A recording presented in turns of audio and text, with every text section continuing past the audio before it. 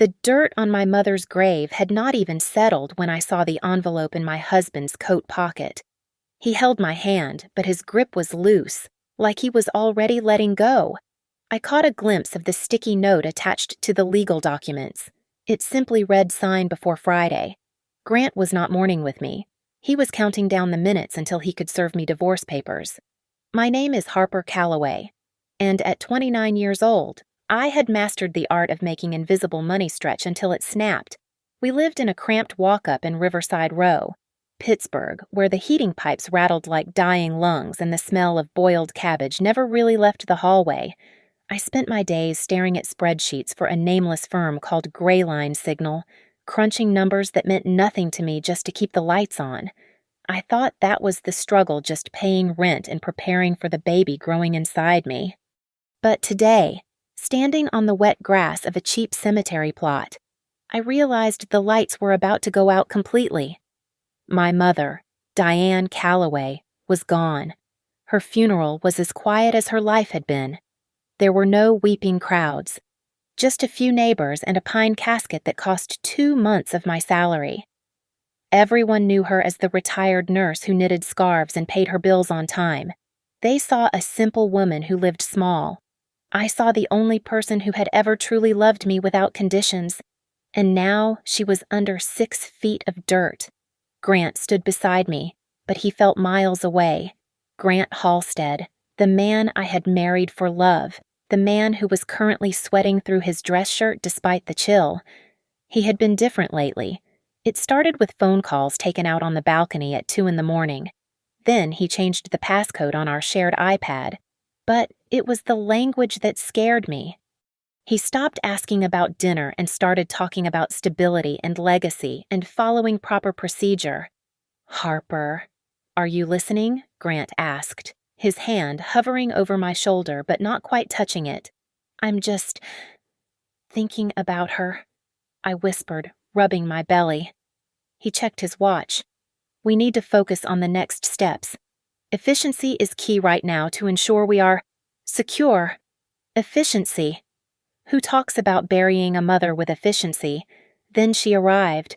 A woman who looked like she had been cut from a high-gloss magazine page and pasted into our gray reality. She introduced herself as Sloane Mercer, a legal consultant. Her coat probably cost more than my entire year at Gray Line Signal. She walked up to Grant and placed a hand on his arm. It lingered there a second too long, a touch that was possessive, almost territorial. "My condolences," Sloane said to me, but her eyes were scanning my cheap black dress, my unpolished shoes, and the slight swell of my belly. She looked at me like I was a piece of furniture that needed to be moved to the curb because it clashed with the new decor. Later, while Grant was talking to the funeral director about the bill, I picked up his jacket to brush off some lint. That was when I felt the crinkle of paper. I pulled out a plain white envelope. There was no name on it, just a sticky note with handwriting that was sharp and angular. "Sign before Friday. Do not let her ask questions." My breath hitched. I shoved it back into the pocket just as Grant turned around. That night, the apartment felt suffocating. Grant tried to be sweet, making me tea, but he would not look me in the eye. He went into the bathroom and turned on the faucet, but the water did not drown out his voice. I pressed my ear against the thin door. I know it is harsh," he whispered, his voice shaking slightly. "But she has nothing. She needs the money. I will just get her to sign. It will be over." I backed away, my hand instinctively covering my stomach. He was not planning a future for us. He was negotiating an exit strategy. I needed to get out. I drove to my mother's old rental unit to clear out her things. It smelled of lavender and old paper. I opened her bedside drawer, expecting to find her reading glasses or a rosary. Instead, I found a heavy, black iron key and a folded piece of paper. "If they come sooner than grief, read this first." My heart hammered against my ribs. Mom knew. Somehow, she knew. The next morning was a blur of gray skies and nausea. I had an appointment at the prenatal clinic. I sat there for an hour, Listening to the heartbeat of the child Grant claimed he wanted to protect, I walked out into the cold Pittsburgh air, feeling a strange sense of resolve. My phone buzzed in my pocket. I pulled it out, expecting a text from Grant asking about the baby. It was an email. The subject line was purely administrative. Petition for dissolution of marriage filed. Effective date immediate. I stood on the sidewalk, the wind biting my face, and realized the mourning period was over. The war had just begun. Grant sat across from me at our chipped kitchen table, his hands clasped together as if he were praying for forgiveness, but his eyes were dry and cold. He pushed a stack of papers toward me, the edges crisp and sharp against the worn wood. I cannot do this anymore, Harper, Grant said, his voice level and rehearsed. The pressure is too much. You have changed since your mother got sick. You are distant. I need a stable life for the child, and I do not think we can build that here. It was a speech. He was reciting lines. Before I could process the betrayal, he pointed to the document. It was not a separation agreement. It was a demand for total financial control disguised as a settlement, bundled with a strict non-disclosure agreement. Sign it, he said softly. It is for the best. The door opened behind us. Sloane Mercer walked in without knocking. She brought the scent of expensive perfume into our stale apartment, looking out of place in her tailored suit. She did not look at me with sympathy. She looked at me with efficiency. She placed a second document on top of Grant's pile. This is a clean break, Harper, Sloane said, her tone professional and detached. A one-time payment of $50,000. In exchange, you agree to a permanent confidentiality clause. You will not speak of the Halstead family. You will not contact any business partners. You are barred from entering within 1 mile of the Halstead Consolidated headquarters. My head was spinning. Why would I go to the headquarters Grant works in sales? Sloane ignored the question. We know you have been overwhelmed. We know you were unavailable between 2 and 4 yesterday afternoon. It is hard to manage a schedule when you are grieving, isn't it? A chill ran down my spine. I had not told Grant I was at the clinic between 2 and 4 to handle my mother's death certificate. They were tracking me. I looked at Grant. Are you sleeping with her? Grant looked at Sloane, then back at me. He did not flinch. I am involved with Sloane?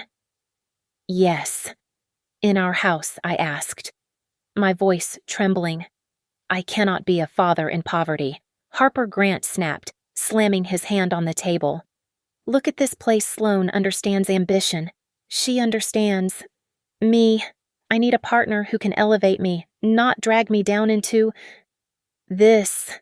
He took a breath, adjusting his tie. We are getting married. Quickly. I need you to sign this before the engagement is announced next week. We cannot have a scandal affecting the family stock prices right now. Stock prices. That was what our marriage amounted to. Grant went to the bathroom to wash his face, leaving his iPad unlocked on the counter. It was careless, or perhaps arrogant. I glanced at the screen. His calendar was open. For last Tuesday, the night he swore he was meeting a client from out of town, there was a different entry. Marlowe Club private room. I knew that place. It was where the city's elite made deals they did not want recorded. The next morning, I was summoned to the offices of Mercer and Vale. The room was all glass and steel, designed to make you feel small. Sloane sat at the head of the table, flanked by 2 junior lawyers. Let's skip the pleasantries, Sloane said. We need to discuss Diane. My mother, I asked, clutching my purse to protect my stomach. Did Diane leave any specific accounts? Sloane leaned in, her eyes narrowing. Any correspondence with international banks? Did she mention any old friends? She was a nurse. I said. She left me a knitting kit and $300. We just want to be thorough. For the settlement, Sloane said, but I saw the tension in her jaw. I looked down at my pregnant belly. They were not trying to pay me off because they pitied me. They were terrified. They were trying to strip me of my legal standing before I found out whatever it was my mother had hidden. They wanted to sever the tie before the truth came out. I left the office without signing. I drove straight to the storage facility where I had kept my mother's few belongings. My hands shook as I inserted the heavy iron key into the old safety deposit box she had rented under her maiden name. I expected to find cash, maybe some jewelry.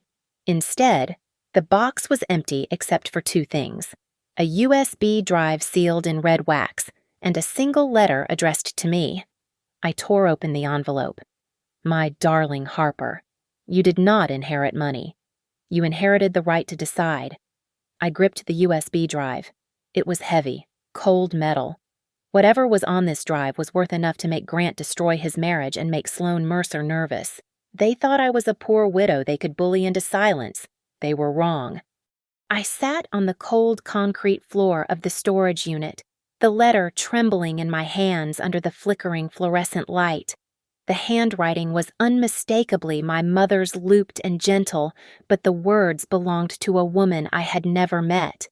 I was never just a nurse. Harper. I was a silent architect. The letter detailed a life erased 30 years ago. Diane Calloway had been a co-founder of a private equity network that operated in the shadows of Wall Street. She had built empires, but she had walked away after a betrayal that she refused to name, choosing a life of obscurity to keep me safe. But she had not left empty-handed. She had created something called the Northweld Meridian Trust, a financial fortress designed with a single beneficiary, me. I read the final paragraph, and my breath caught in my throat. This trust remains dormant as long as you are safe. It only activates if you are coerced into signing away your voice. If you are reading this, they have already tried to silence you. She had predicted this. She knew exactly what kind of men the Halsteads were.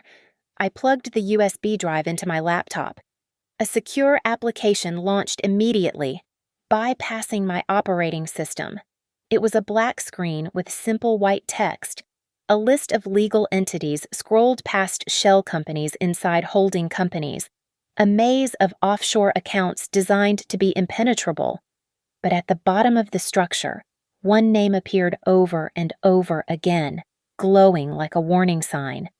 Halstead Consolidated. I stared at the screen, my heart pounding against my ribs. My mother did not just have money. She owned a controlling block of voting shares in the very company my husband's family treated like their personal kingdom. I clicked on the History tab. It was full of proxy votes. 3 years ago, she had quietly blocked a sale of toxic debt that would have bankrupted them. Last year, she had forced the resignation of a corrupt chief financial officer.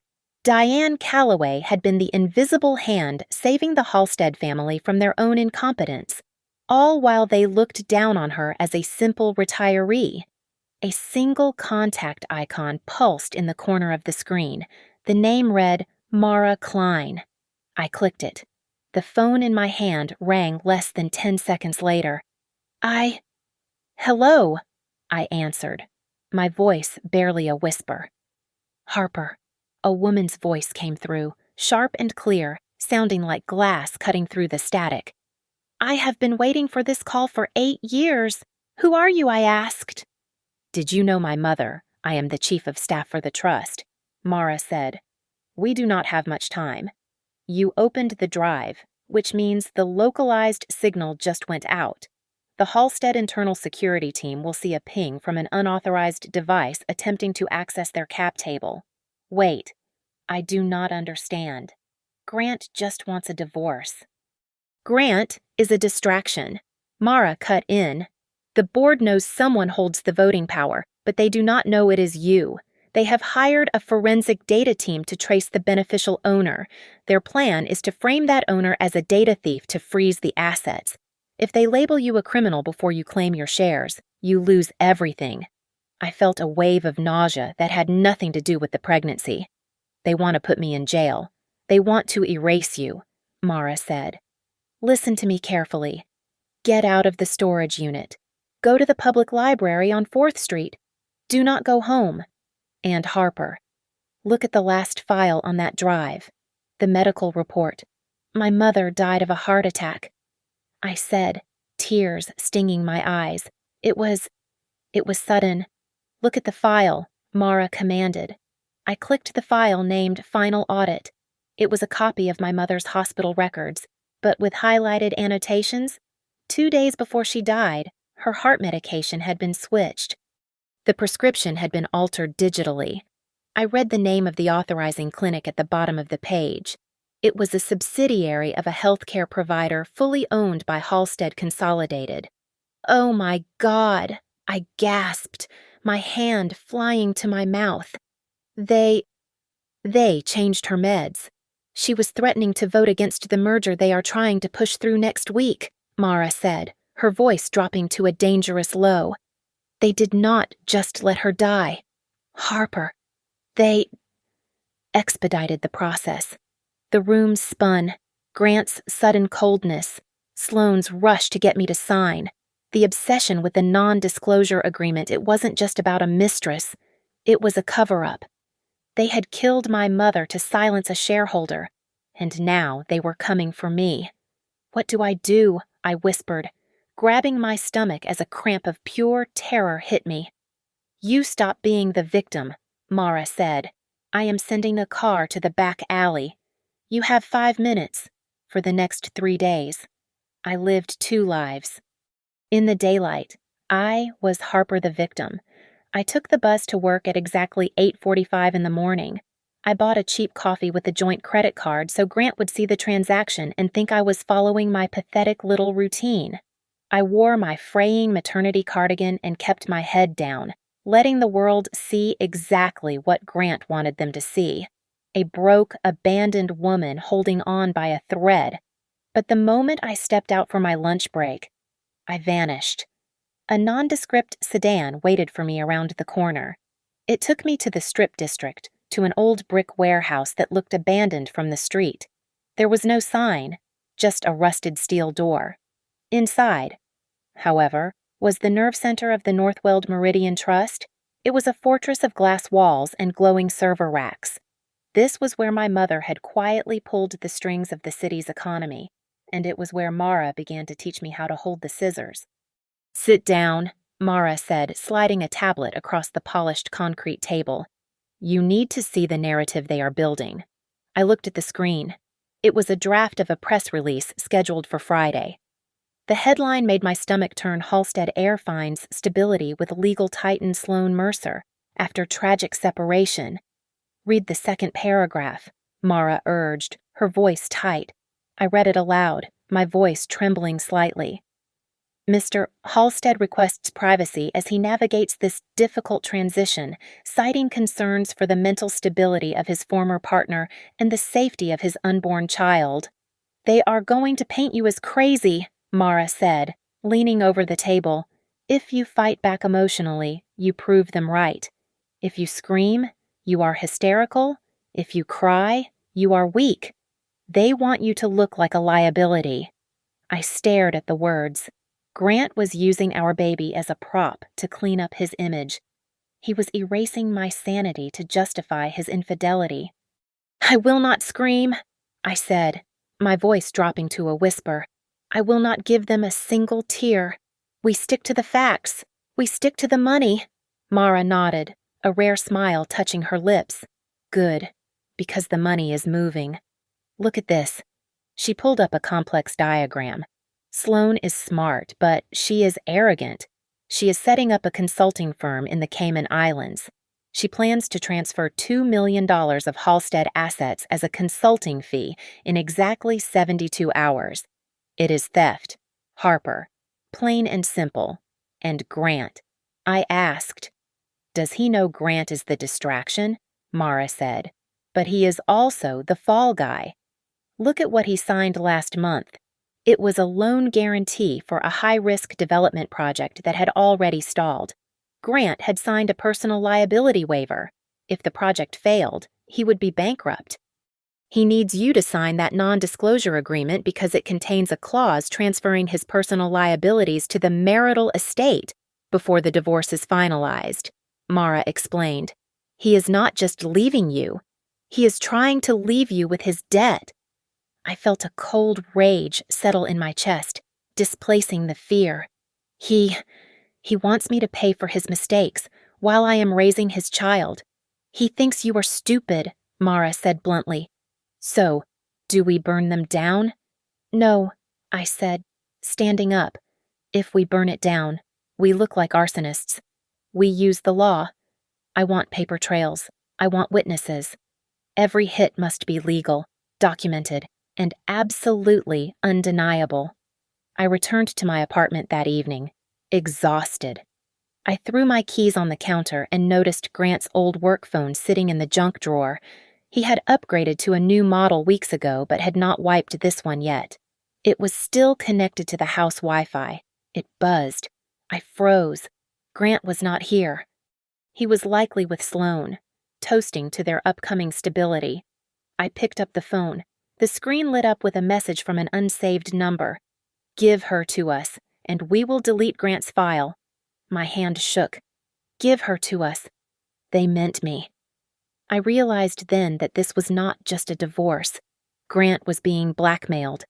Someone else was pulling his strings, and he was trying to trade his pregnant wife to save his own skin.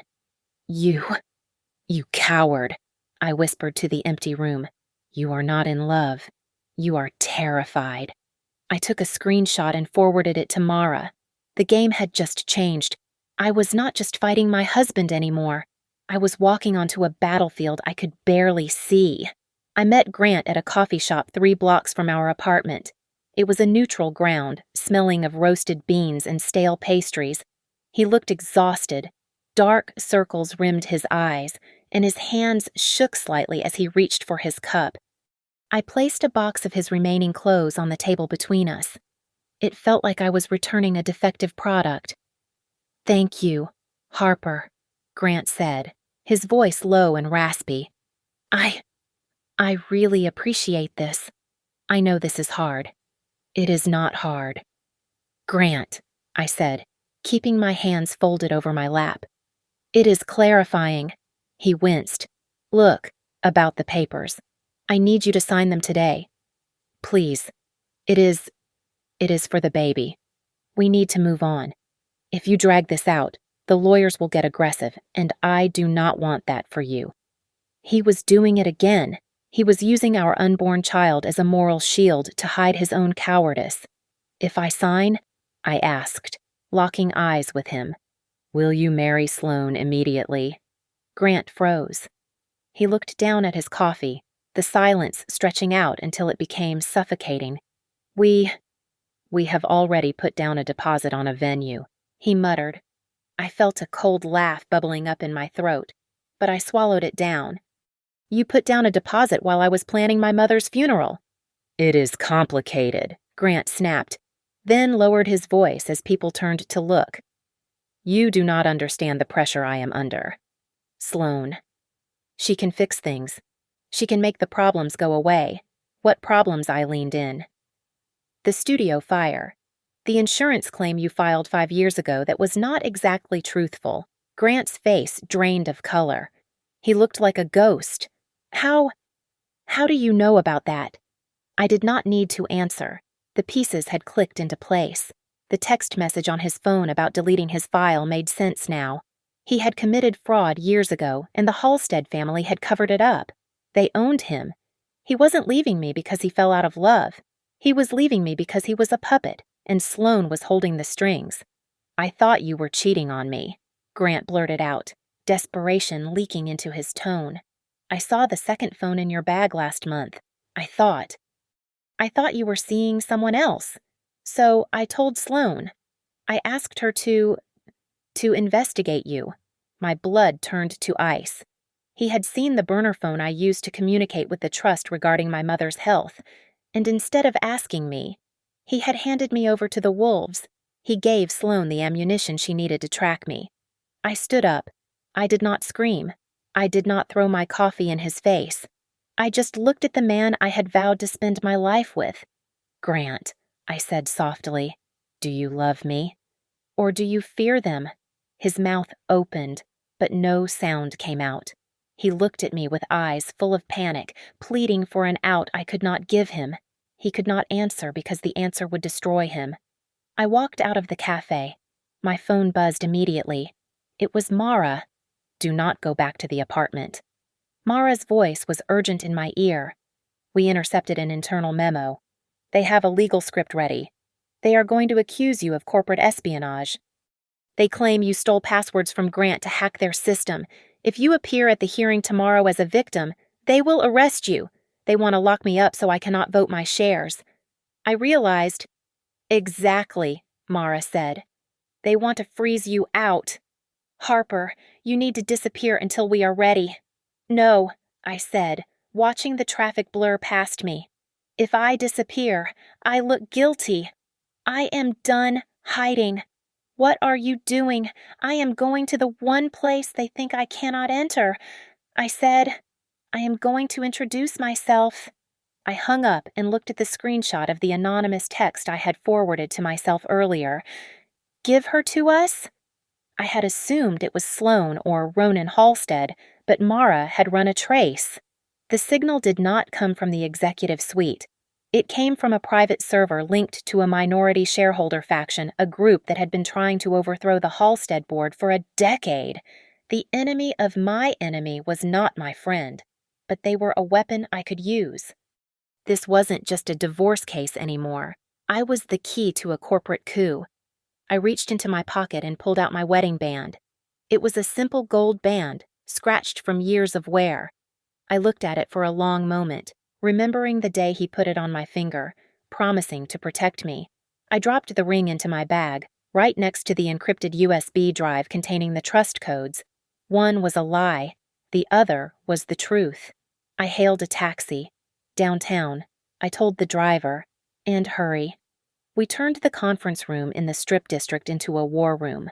The table was covered in paper trails that led straight into the heart of the Halstead Empire. Mara and I spent the last 12 hours assembling what we called the evidence package. It was lethal. We had records of 3 suspicious wire transfers to shell companies in Panama, a draft of the fake consulting contract Sloane was preparing to sign, and a series of emails where Ronan Halstead explicitly instructed his son to bury the insurance fraud file. But the centerpiece was the audio. Mara had managed to recover a fragment of conversation recorded on Grant's phone, likely by accident, when he was in Sloane's office. Just offer her $50,000. Sloane's voice cut through the speakers, tinny but unmistakable. If she hesitates, remind her that single mothers have a hard time finding rent-controlled apartments in this city. I listened to it 3 times. I did not feel the sting of insults anymore. I only felt the cold satisfaction of holding a weapon. We need a shield before we use the sword. I told Mara. I picked up the phone and dialed the number for a crisis PR firm in D.C., one known for handling political scandals. When the partner answered, I did not sound like a rejected wife. My name is Harper Calloway. I said, by tomorrow morning, a narrative is going to break about a pregnant woman being bullied by a billion-dollar corporation. I want you to make sure the headline is about the bullying, not the woman's mental state. I am wiring a retainer of $10,000 right now. Mara nodded approvingly as I hung up. You are learning. Now, we pick the battlefield. She pulled up an invitation on the screen. The Halstead Beacon Fund Gala. It was happening tomorrow night. It was the premier social event of the season, a black-tie dinner where the family pretended to care about charity while rubbing elbows with senators and regulators. They are going to introduce Grant and Sloane as a couple there, Mara explained. It is their soft launch. They want to normalize the affair before the baby is born.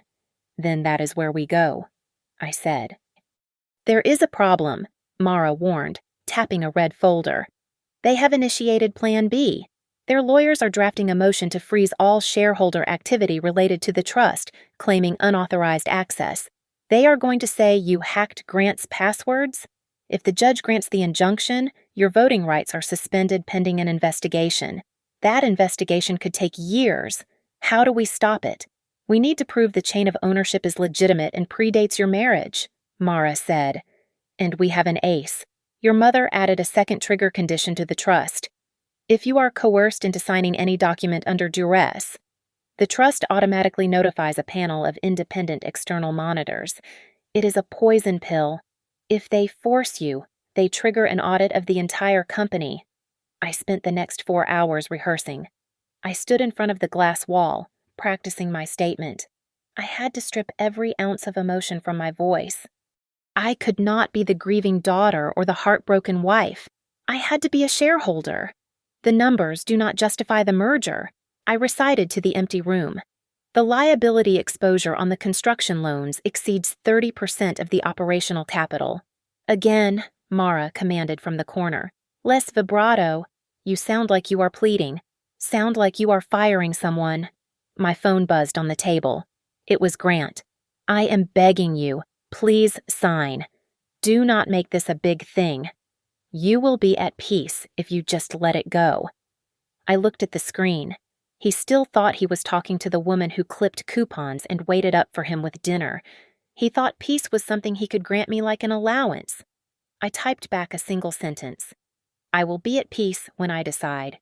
Just as I hit send, a notification popped up from the court docket system Mara had us monitoring. My blood ran cold. Mara, I said, my voice sharp. Look at this. A judge had signed our divorce decree.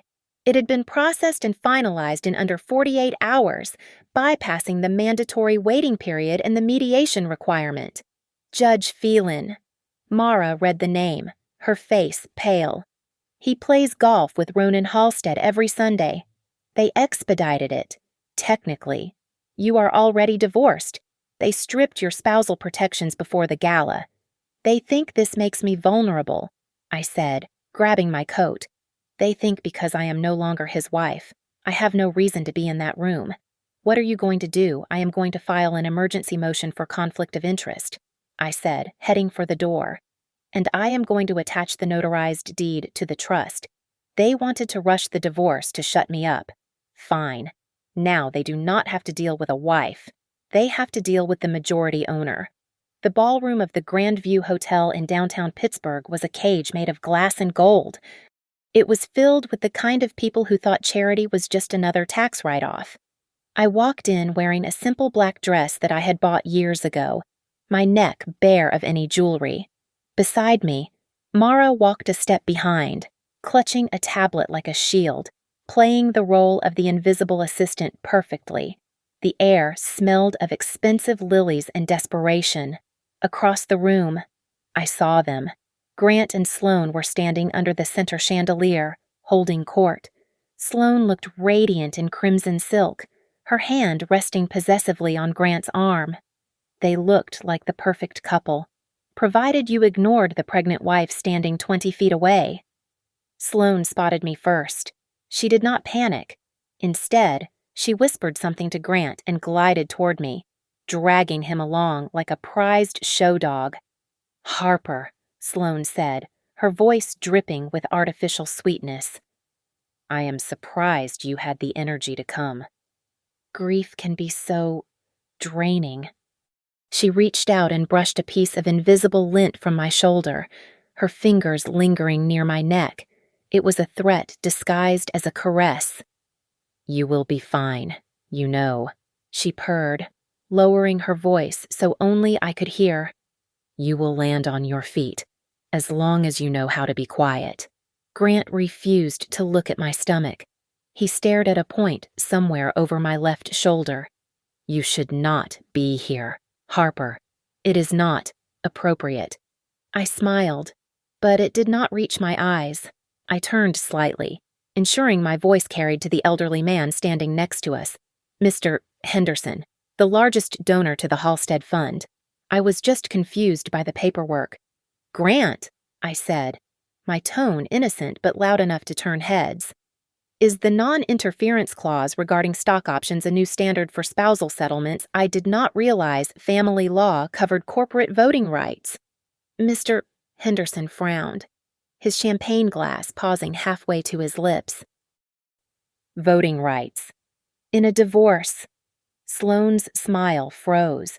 Before she could perform damage control, the crowd parted. Ronan Halstead approached. Grant's father moved like a tank in a tuxedo. He did not look at me, He looked through me.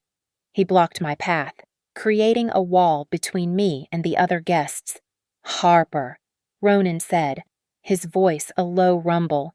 He slipped a thick, cream-colored envelope into my hand. "Go home. There is a check in there for $100,000.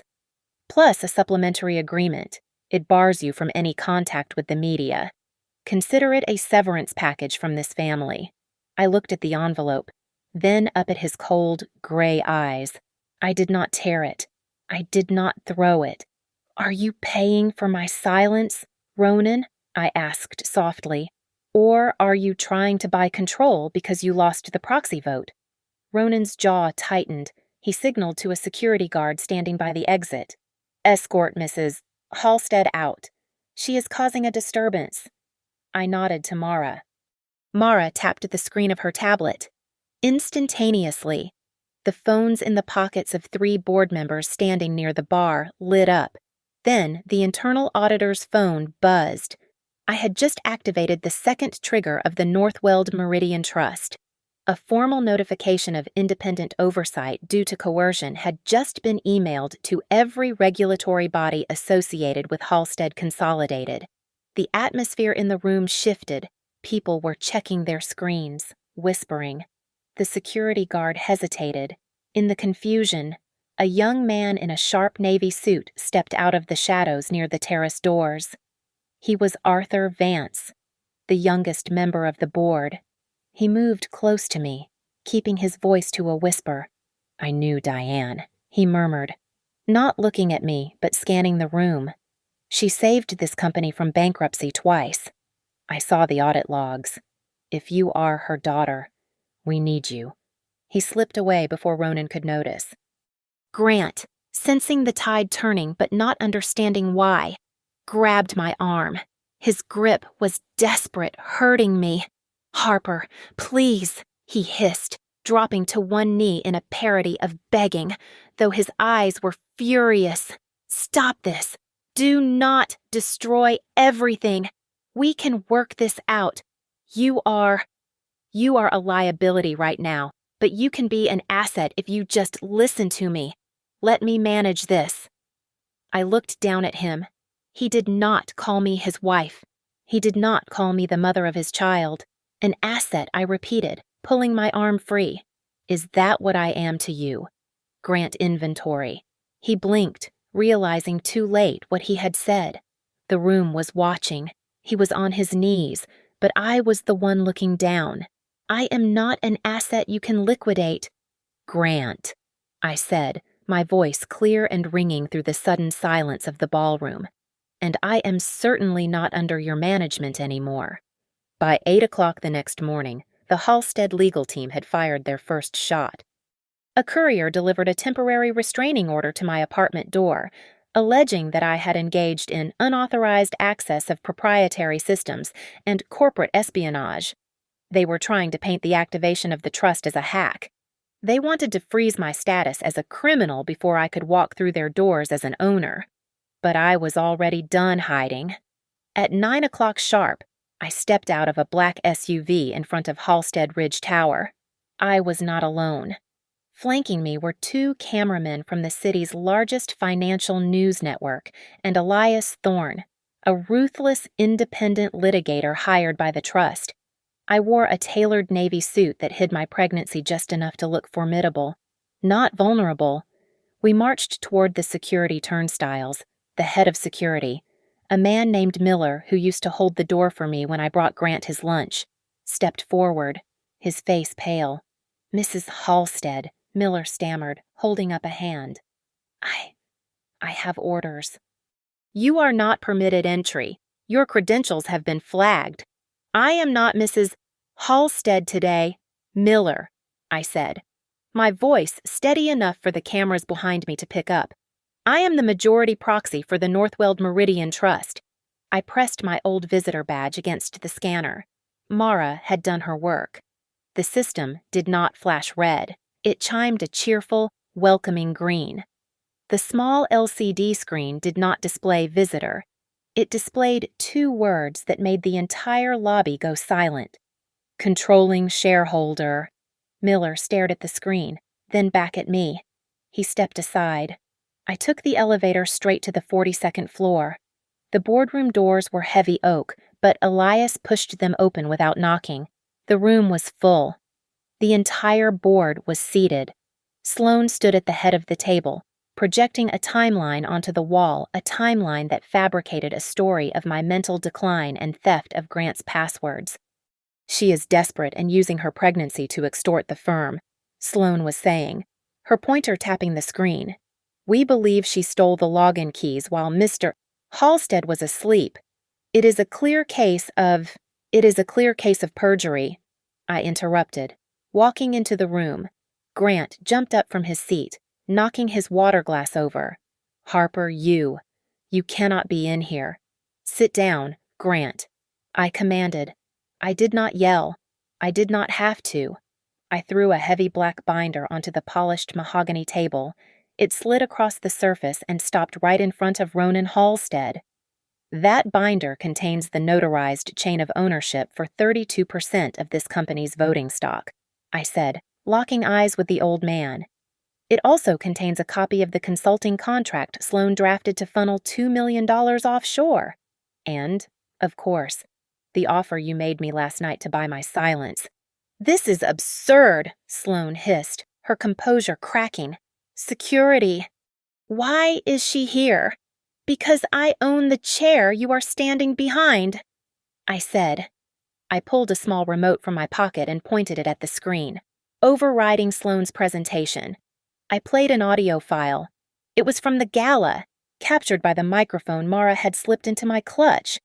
"Burn the history if you have to." Ronan's voice boomed through the boardroom speakers, distorted but undeniable. "I do not care what the audit says. Make the insurance file disappear before the merger." The room went deathly still. The board members looked at Ronan, then at the floor. Arthur Vance, the young board member from the night before, slowly closed his laptop. "That is out of context," Ronan shouted, his face turning a dangerous shade of purple. She manipulated the tape. Sloan stepped forward, her eyes wild with panic. She pointed a manicured finger at me. "You are the criminal here, Harper. We know you have been coordinating with the minority faction. We saw the messages on your encrypted drive at 3 a.m. last Tuesday." The silence that followed was heavy. I smiled. It was the trap I had been waiting for. "My encrypted drive," I asked softly. "The one that is offline and password protected. The only way you could know the timestamp of a file on that drive, Sloan, is if you planted spyware on my device before I left the house." Sloan's mouth snapped shut. She realized what she had done. She had just admitted to illegal surveillance in front of a dozen witnesses and a hostile lawyer. That is a federal crime. Elias spoke up for the first time, his voice dry and pleased. "And since you just confessed to it in a recorded board meeting, I believe we have probable cause." I leaned over the table, placing my hands flat on the wood. I looked at Grant, who was shrinking into his chair, and then at Ronan, who looked like a king watching his castle burn. "Here is the deal," I said. "You have 24 hours. You will self-report these irregularities to the SEC. You will announce a complete change of leadership, effective immediately. Or I hand this entire binder, including the audio and the surveillance admission, to the Federal Bureau of Investigation and the press waiting in the lobby." "Harper," Grant whispered, his voice trembling. "Please. Think about the family. I am thinking about my family," I said, touching my stomach. "That is why I am cleaning up the mess you made." The atmosphere in the boardroom shifted from panic to a cold, hard calculation. The table had fractured into two distinct camps. On the left sat the old guard, men who had played golf with Ronan Halstead for 30 years, terrified of the scandal destroying their reputations. On the right sat the younger executives, led by Arthur Vance, who were terrified of federal prison. They stopped looking at me as the hostile intruder and started looking at me as their only exit strategy. I did not give them time to debate. I pulled the second document from my binder and slid it across the mahogany surface. You are scheduled to sign the merger agreement at noon, I said, my voice cutting through the murmurs. Sloan has sold it to you as a growth opportunity. It is not. It is a violation of the Foreign Corrupt Practices Act. I pointed to the highlighted figures on page 4. This consulting fee of $4 million is being routed to a shell company in Cyprus. That company has no employees and no office. It is a bribe to secure the regulatory permits. If you sign this, you are not just losing money. You are committing a felony. Sloan stood rigid, her face draining of color. That is standard operating procedure for international markets. You do not understand how business works. I understand that the Department of Justice does not call bribery a standard procedure, I countered. The internal auditor, a man named Mr. Gables, who had been sweating through his shirt, finally spoke up. He looked at Ronan, then at the file I had brought. She is right, and there is more. I checked the historical logs against the files in Ms. Calloway's binder. The anonymous proxy that blocked the toxic debt sale 3 years ago, the one that forced us to fire the corrupt CFO, it matches. Diane Calloway did not steal from this company. She saved it. Ronan Halstead saw the walls closing in. He did what men like him always did. He looked for a scapegoat. He turned on his own son. I had no knowledge of these irregularities.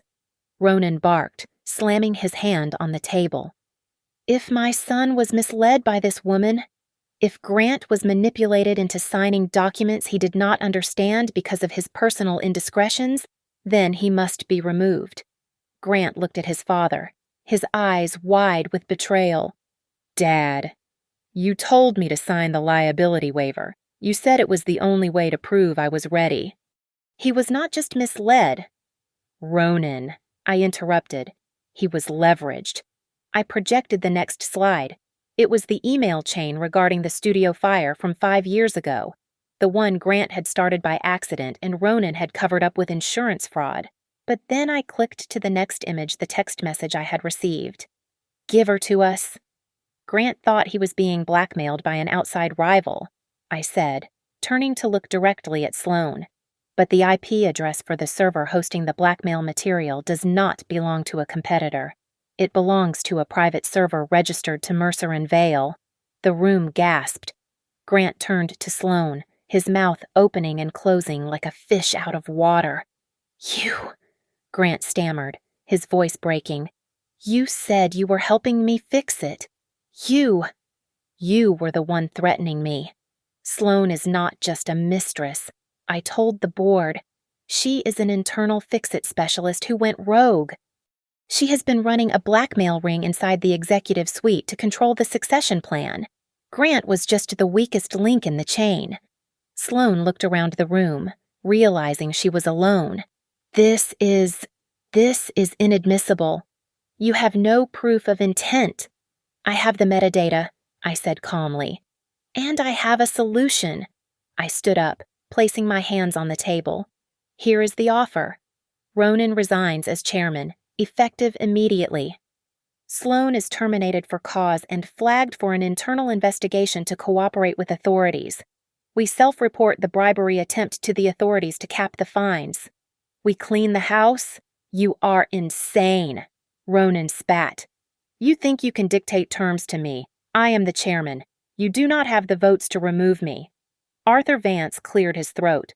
Actually, I move for a vote of no confidence in the chairman. Seconded, the auditor said quickly.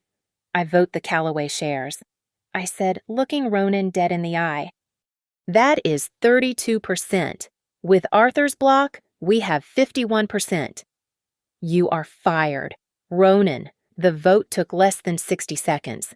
The dynasty that had ruled the city for 40 years collapsed not with a bang, but with a show of hands. Get them out. I ordered security. As Miller escorted a stunned Ronan and a trembling Sloan out of the room, I turned back to the remaining board members. I did not smile. I did not celebrate. We are not done. I said, motion to establish a compensation fund for the employees affected by the pension freeze. and motioned to terminate the Cyprus contract immediately. I was not burning the company down to satisfy a grudge. I was cutting out the rot so it could finally breathe. Ronan Halstead did not leave the boardroom like a lion. He left like a man who had suddenly realized the castle walls were made of paper. 2 security guards, men he had employed for 20 years, flanked him not as protectors, but as escorts. He looked smaller, his shoulders slumped under the weight of an empire that had just chewed him up and spit him out. Sloane was next. She was frantically tapping on her tablet, her face pale. "My access codes," Sloane stammered, looking up at the IT director who had just entered the room. "Why are my login credentials invalid? Because you are the subject of an active federal investigation." "Ms. Mercer," Arthur Vance said, his voice cool and detached. "We cannot have you destroying evidence. The authorities are waiting in the lobby to serve you with a subpoena." Sloane spun around, her eyes wild. She pointed a trembling finger at Grant. He knew Grant knew everything. He signed the papers. I was just following his instructions. Grant shrank back, shaking his head. No, she is lying. I never told her to blackmail anyone." The board watched them with disdain. They had the metadata. They knew Sloane was the architect, but Grant was the willing fool. When the doors closed behind Sloane, Grant rushed toward me. He looked like a man drowning. He reached for my hand, but stopped short when he saw the look in my eyes. "Harper," he pleaded, his voice cracking. "Please, you won, okay? You won. But think about us. Think about the baby. We can start over. I can be a good father. Do not let me drown here." I looked at him. I saw the man I used to love, stripped of his arrogance, leaving only fear behind. "Do not use our child as a life raft." "Grant," I said softly, "you had a choice. You chose the money. You chose the image." "I made a mistake," he cried out. "I am begging you. Have mercy." "Do you want to be a father?" I asked.